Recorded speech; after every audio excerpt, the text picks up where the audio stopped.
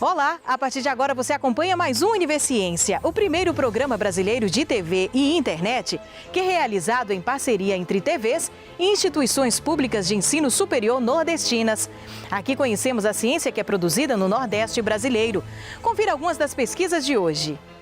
Pesquisadores da Universidade Estadual da Paraíba usam tecnologia 3D para auxiliar a realização de cirurgias ortopédicas.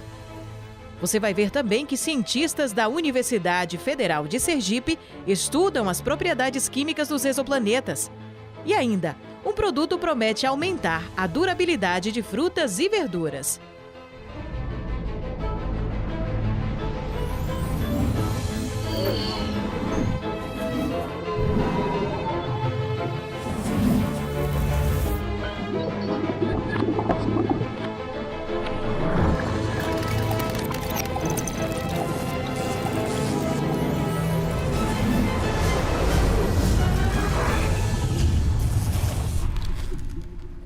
Começamos o nosso Univerciência de hoje com essa excelente notícia.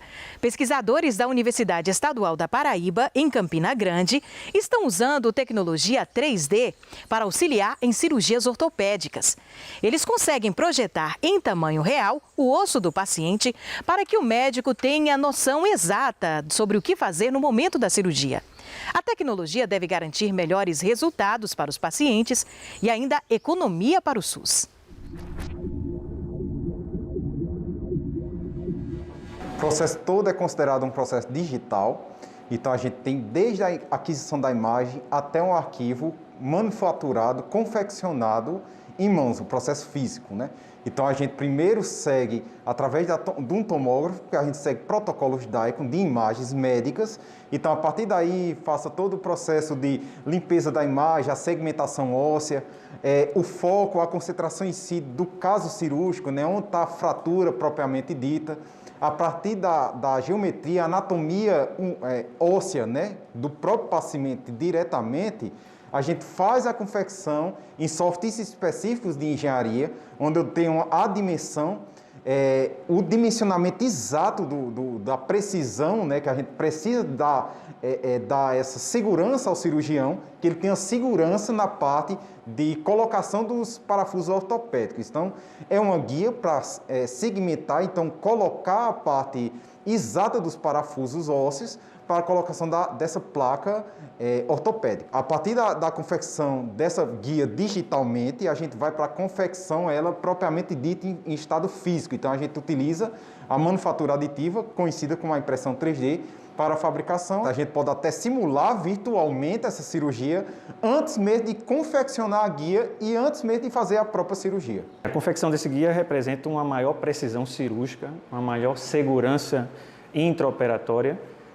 O que a gente consegue é prever certos imprevistos intraoperatórios que poderiam acontecer, a gente tem uma certa previsão e uma certa resolução, você ter opções de resolução caso o processo inicial, a planificação inicial falhe. Então, você entrar tendo realizado previamente uma cirurgia planificada virtualmente, lhe dá mais segurança, tá entendendo? E lhe tira certas dúvidas que poderiam ocorrer intraoperatoriamente, que isso retrasaria ainda mais sua cirurgia. O guia cirúrgico, ele vem dar uma perspectiva maior aos cirurgiões, principalmente do SUS, que é o nosso foco de aplicação, para que melhore a precisão cirúrgica, diminua o tempo de cirurgia, então deixando que essa cirurgia fique otimizada e assim diminuindo os recursos, né, utilizados durante todo um procedimento cirúrgico. Então, com isso, nós temos ganhos tanto para o paciente quanto para o cirurgião. O uso de guias de cirurgia no SUS, ele é pioneiro no nosso estado e também no Nordeste, né, talvez até no Brasil inteiro. Utilizando essa tecnologia, né, que utiliza tanto a parte médica quanto a parte de engenharia, que é desenvolvida no nosso laboratório de tecnologias 3D, para dar esse apoio aos cirurgiões ortopédicos, né? A gente está focando essa parte de guia de cirurgia em cirurgias ortopédicas para o paciente do SUS. Então, nem no particular é oferecido esse tipo de cirurgia, né? Utilizando guias de cirurgia. O paciente, ele já é uma pessoa que está num momento de fragilidade emocional, né? Ele não tem ideia do que é a cirurgia em si. E quando ele chega até a gente, geralmente pacientes traumáticos, já vem todo um contexto de trauma, não só da fratura, né, como um contexto de trauma psicológico, de todo o processo que ele passou. Então, quando a gente transmite ao paciente que vamos realizar uma cirurgia com um índice de precisão muito alto, conseguindo assim diminuir os riscos de sequelas pós-operatório, isso já transmite mais confiança ao paciente. E quando você mostra para aquilo ali com um biomodelo em tamanho real, explicando o que é aquele osso, como deveria estar e como ele está agora, o paciente tem uma melhor compreensão da sua cirurgia, entra mais confiante. Isso ajuda também no pós-operatório desse paciente, porque ele tem melhor entendimento da sua cirurgia, do que foi realizado, sabe?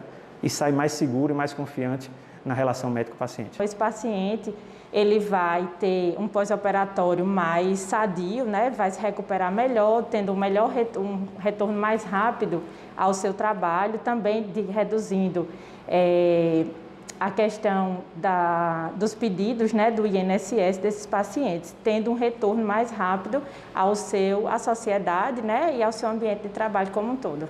Quando eu consigo dar mais precisão à minha cirurgia, eu diminuo o tempo cirúrgico, eu diminuo o risco de complicações pós-operatória e eu consigo uma melhor recuperação desse paciente pós-operatório. Então, tudo isso é como você falou, reduções de custo para o nosso sistema de saúde público, que já é tão fragilizado e tão deficitário. Então, eu conseguindo essa economia para o sistema de saúde pública, eu posso extrapolar aqueles gastos extras a outros programas e a outras necessidades do nosso sistema de saúde pública. Hoje, a nossa maior barreira é conseguir mais casos para que a gente some aos que já foram feitos no laboratório, para que assim a gente comprove a eficiência e eficácia do nosso método no SUS. Então, nós hoje fazemos casos no Hospital de Trauma de João Pessoa e também de Campina Grande, onde nós temos uma unidade, né, incubada dentro do Hospital de Trauma de Campina Grande, do Laboratório de Tecnologias 3D, onde a gente tem essa relação rápida, né, com os cirurgiões. Então, a gente está lá esperando esses casos para que a gente faça em conjunto e beneficie o maior número de pacientes do SUS possível. Então, nós estamos lá dentro do Hospital de Trauma de Campina Grande, mas podemos receber de qualquer hospital público do nosso estado e também de outros estados. Então, é só nos procurar e a gente disponibiliza sem nenhum custo para os pacientes do SUS. Quem ganha é exatamente o paciente. Então, o paciente vai ter uma melhora, um ganho considerável, mas sempre por trás, sempre tem uma equipe bem maior trabalhando nessa guia, né? nesse caso real. Uma pesquisa que contribui muito para a medicina e a qualidade de vida de todos. E depois do intervalo, você vai conhecer o trabalho de cientistas da Universidade Federal de Sergipe que estudam as propriedades químicas dos exoplanetas.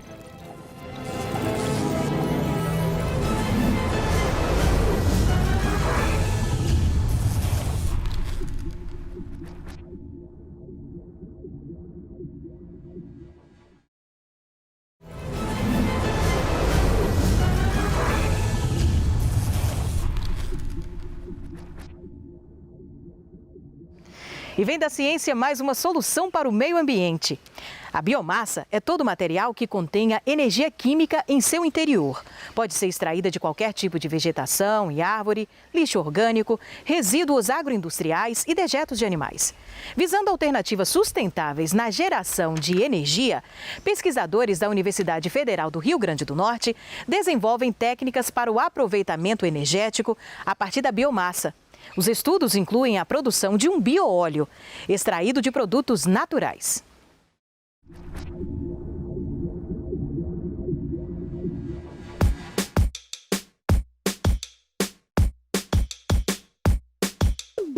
A poluição do ar provocada pela queima de combustíveis fósseis ainda é uma grande problemática em todo o mundo. Visando alternativas sustentáveis, o grupo de pesquisadores do Laboratório de Tecnologia Ambiental da UFRN desenvolve estudos que envolvem o aproveitamento energético da biomassa e geração de bioprodutos. É uma área que está em bastante ascensão e o que nós fazemos é seleção de algumas biomassas potenciais para a área de bioenergia.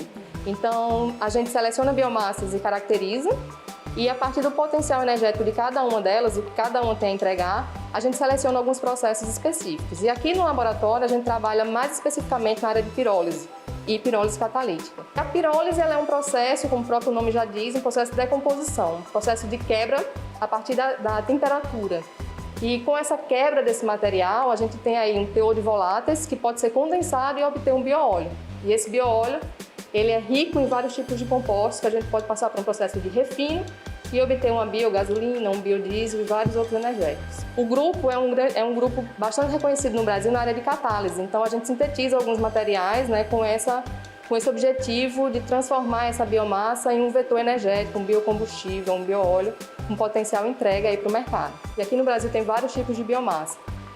Especificamente aqui no grupo, a gente se interessa por alguns resíduos lignocelulósicos, né? O que são isso? São esses materiais que são processados, como a coroa do abacaxi, como os restos culturais de algodão, aquelas sobras agroindustriais e agrícolas que não teriam fim destinado, né? Um fim específico. A gente traz aqui para o laboratório, faz uma pré-seleção, faz uma caracterização inicial para avaliar o potencial de umidade, de cinzas, de teor de voláteis, e a partir dessas análises de caracterização a gente avalia se essa biomassa ela é indicada para um processo de pirólise, para um processo de combustão, para um processo de gaseificação, e assim a pesquisa segue. Aqui é um exemplo de biomassa, né, o eucalipto, muito utilizado aí na indústria do papel e celulose. E quando a gente submete essa amostra a um processo de pirólise, a gente obtém esse óleo, que a gente chama de bioóleo.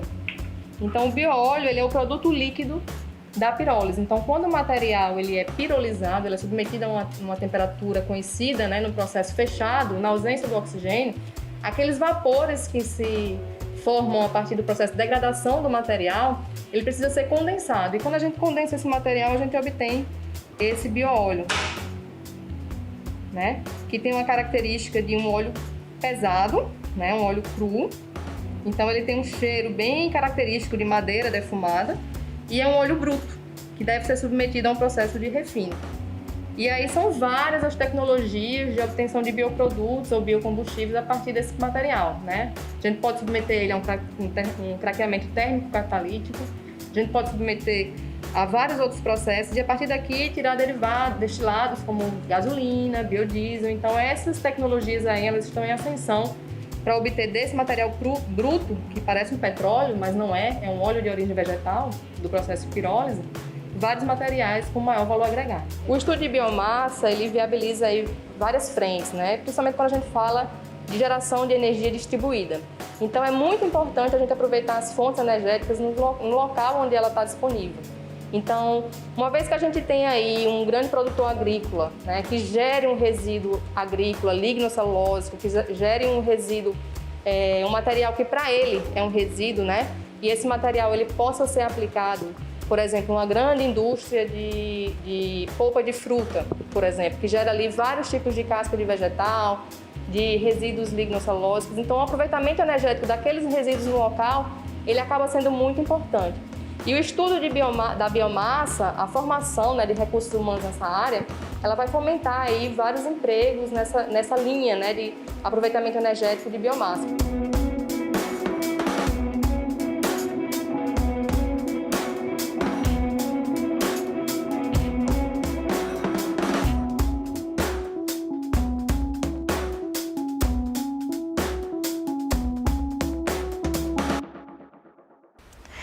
Existem muitas perguntas relacionadas à astrofísica. Uma das mais comuns é sobre quando ou se será possível encontrar um planeta similar à Terra no qual possamos viver. Na Universidade Federal de Sergipe, trabalhos desenvolvidos pelo Departamento de Física estudam as propriedades químicas dos exoplanetas, que orbitam estrelas pertencentes a um sistema planetário diferente do nosso. A investigação pode ajudar a trazer estas e outras respostas relacionadas ao nosso universo. Dentro do nosso curso, né, da astrofísica, eu trabalho com diferentes campos da astronomia, desde estrelas, exoplanetas e uma gama de diferentes processos físicos e químicos que ocorrem nas estrelas. Mas especificamente, eu trabalho com a caracterização química de estrelas. Esse é o meu principal objeto de pesquisa. E dentro dessa caracterização química de estrelas, a gente consegue abordar consegue responder diferentes perguntas astrofísicas que a gente tem na atualidade. Uma das principais perguntas que a gente tem hoje em dia, né, é que quando que a gente vai encontrar um planeta que é de fato similar à nossa Terra? Então, um dos trabalhos que a gente desenvolve no nosso grupo de pesquisa é fazer uma caracterização, estudar, né, as propriedades químicas de exoplanetas. E a gente consegue fazer essa caracterização desses exoplanetas a partir do estudo da sua estrela-mãe, através de um método, né, que a gente chama de espectroscopia. A gente observa as estrelas com um telescópio e obtém o espectro delas. A partir desse espectro, a gente consegue estudar as propriedades químicas dos objetos. E aí, no nosso caso, a gente estuda as propriedades químicas das estrelas. Esse mesmo processo serve para galáxias, para asteroides, para diferentes objetos celestes. É muito difícil para a gente observar diretamente esses exoplanetas com a tecnologia que a gente tem atualmente. Então, a forma mais fácil da gente conseguir entender as propriedades químicas desses exoplanetas é estudando as propriedades químicas da sua estrela-mãe. Então, a gente observa as suas estrelas-mães, a gente faz esse estudo físico e químico dessas estrelas-mães e a gente parte do pressuposto que tanto a estrela quanto o planeta, eles nasceram a partir do mesmo componente, né? A partir da mesma nuvem molecular que nós definimos. E a partir desse estudo, a gente infere que as propriedades químicas das estrelas são iguais às propriedades químicas dos exoplanetas. E se a gente conhece também as propriedades químicas daquele exoplaneta, a gente consegue inferir quais são os principais componentes que tem naquele planeta, se ele for rochoso. Por exemplo, a gente consegue dizer quais são os principais minerais que estão presentes naquele planeta. No caso da Terra, os minerais mais abundantes são minerais à base de magnésio, como olivina e alguns outros. Então, a gente procura esses mesmos indícios nesses outros planetas para conseguir dizer algum dia, né, se aquele planeta pode ser um planeta muito parecido com a Terra ou não. Um dos primeiros estudos que a gente fez, eu e o meu grupo de pesquisa, né, a gente verificou que existe um exoplaneta próximo da gente, que é um exoplaneta que se chama ROIS 128b. Ele é um do segundo ou terceiro exoplaneta mais próximo de nós, já descoberto até então, e ele é um planeta que possui características muito parecidas com a Terra. Então, existe uma boa probabilidade dele, de fato, ser um potencial, né, ser uma Terra 2.0, assim, uma nova Terra para a gente no futuro. Mas esses estudos são muito iniciais também, a gente ainda precisa ter mais observações para conseguir entender melhor esses objetos, porque na verdade, né, nós somos poeira de estrelas. Então, nós somos o produto dos processos de nucleossíntese que aconteceram nas primeiras estrelas da nossa galáxia, nas primeiras estrelas do universo. Então, eu acho que quando a gente conhece um pouco melhor o nosso universo, a nossa galáxia em si, a gente estava conhecendo um pouco mais sobre nós mesmos. E daqui a pouco a gente volta com uma pesquisa que promete aumentar a durabilidade de frutas e verduras e a proteção contra doenças. É depois do intervalo.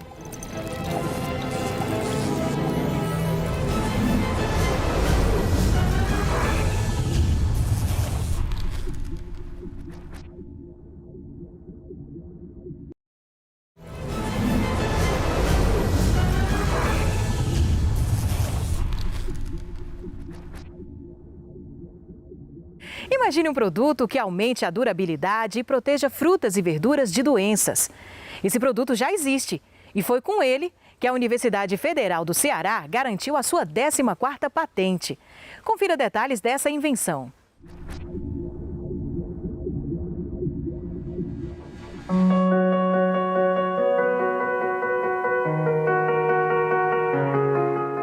Hoje, o Brasil é o segundo maior produtor de mamão, sendo que a comercialização dele é um pouco prejudicada devido a essa dificuldade, né, de manter a vida útil dele por mais tempo, para que ele possa ser comercializado, né, tanto internamente como para o mercado externo. O mamão ele é muito afetado, assim como muitas frutas, né, por doenças.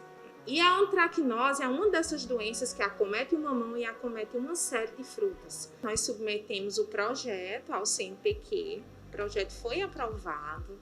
Após o projeto ser aprovado, a gente começou a desenvolver o experimento aqui na Universidade Federal do Ceará, isso com parceria também, né, com a Embrapa, Agroindústria Tropical, e no mesmo projeto ainda estava incluída também a Universidade Federal da Paraíba. Esse revestimento, né, é um fluido e que ele é composto por concentrado proteico, derivado do soro do leite, né, também do óleo de erva doce, cloreto de cálcio e glicerol. Junto, esses componentes aí têm a função de produzir um revestimento que vai auxiliar na proteção e na conservação de frutas e de vegetais. A gente observou que esse revestimento ele tinha tanto a condição de combater, né, a proliferação do coletótrio, da doença, da antracnose, como ele também tinha um efeito de tratar. A gente teve que fazer alguns testes para saber a concentração mínima que a gente poderia utilizar, que pudesse tanto conservar o fruto, formar um revestimento mais adequado e também prolongar a vida útil dele.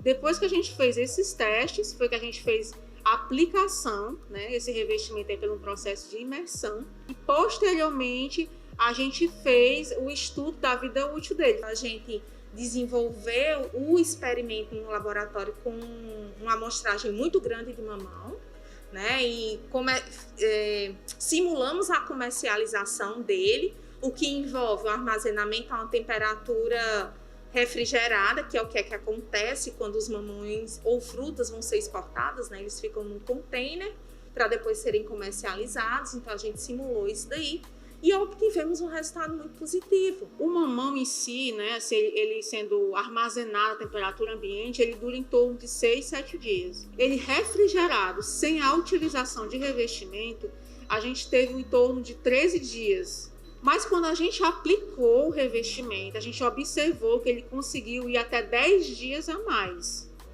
Mas chegando no estágio de maturação 5, que é o estágio ainda que não chegou ainda completamente naquele estágio ideal para ser consumido, ou seja, ainda teria alguns dias a mais, né, para ele poder chegar ao ponto ideal de consumo. Nós submetemos a patente, né, em 2016 e agora a gente recebeu a carta patente, né? A patente ela é caracterizada por ser uma invenção, ser algo inovador. E a utilização de matérias-primas simples, que geram um benefício tão ótimo, né? tão eficiente para frutas e vegetais, acredito que a inovação está aí, em fazer do simples alguma coisa bastante diferente e inovador. Que a gente quer que esse produto ele saia dos muros da universidade e vá realmente para o mercado, né? Vá atender às necessidades da sociedade.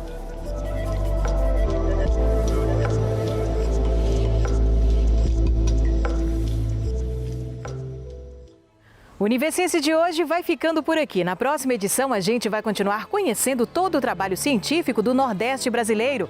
Tchau, tchau e até lá!